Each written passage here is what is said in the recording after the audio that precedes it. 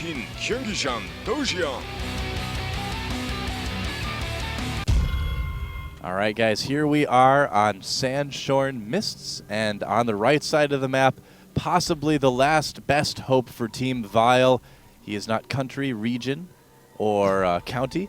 No, he is state. And on the left side of the map, in the yellow from the team Dignitas, is KilleR. So both of these guys, really, really good players. This should be a great map, or a great match on this map. It's a two-player map, too, so they both know where each other are right away.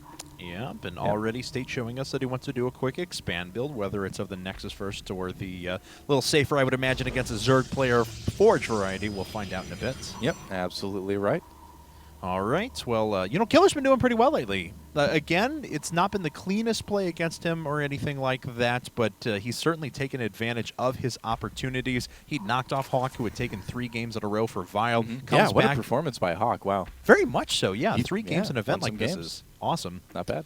And then he also comes back and kills Illusion as well. Illusion, of course, as we mentioned, one of the brightest up-and-coming Terran players in the North American scene. So I just can't get over that little panda paw logo. So these pandas apparently only have they have 5 digits, so it's kind of like a humanish panda, huh? Yes, kind of. So I suppose they are sort of humanoid. They're anthropomorphic panda bears.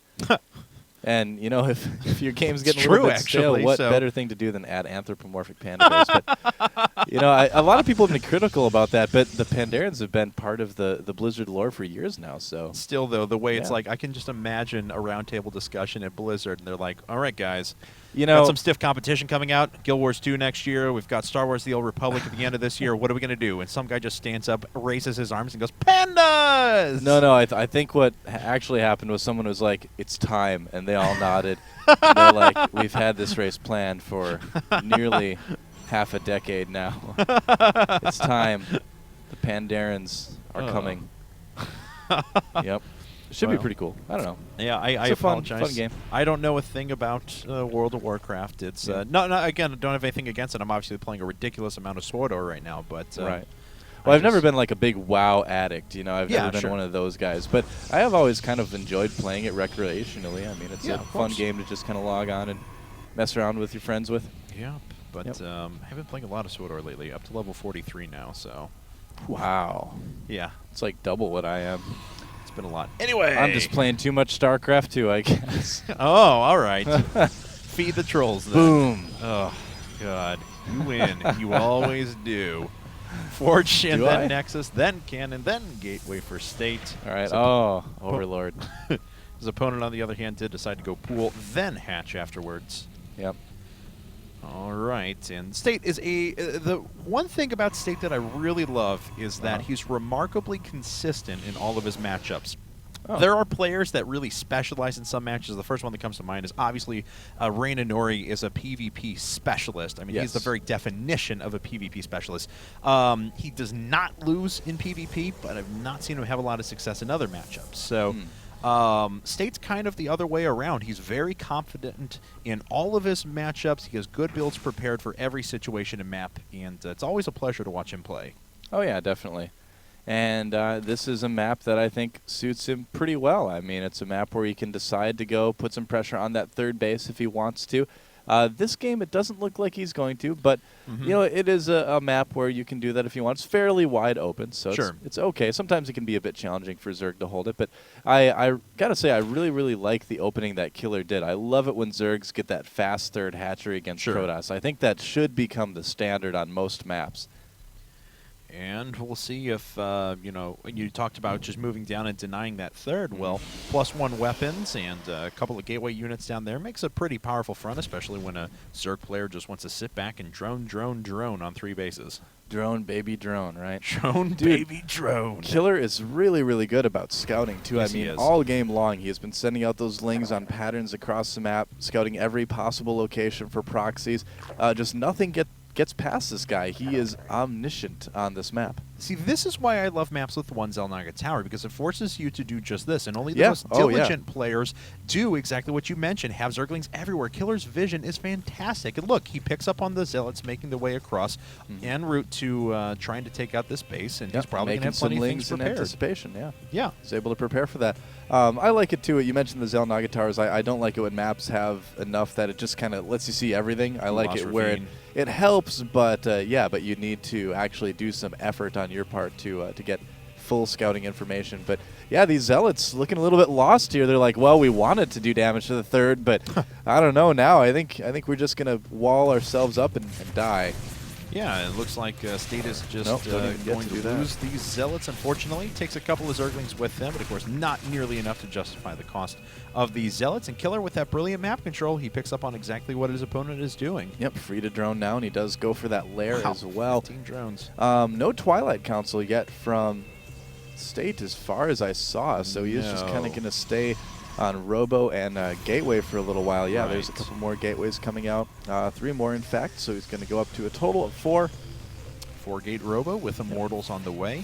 Tickle Beam is tickling the Overlord to death, and he's just sitting in there taking it. that tickles. It's like it hurts. He laughs so hard it hurts, and then it hurts so good. I don't know if that's what I was going for, but hey, whatever.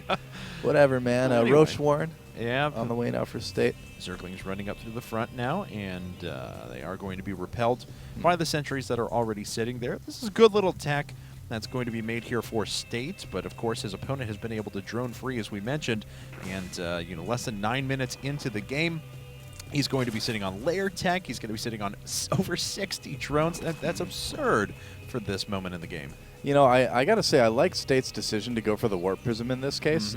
If you go back to the main of Killer, you'll notice that up at the top, there's some places where you can presumably drop in where there's not vision, although Killer moving some Overlords up there right now. If he keeps them there, oh yeah, right there too. So you can just force field off the ramp then, maybe do a lot of damage in the main. Have to see if that's what he has planned. Spine Crawler is preparing for the eventuality of some sort of drop or an attack.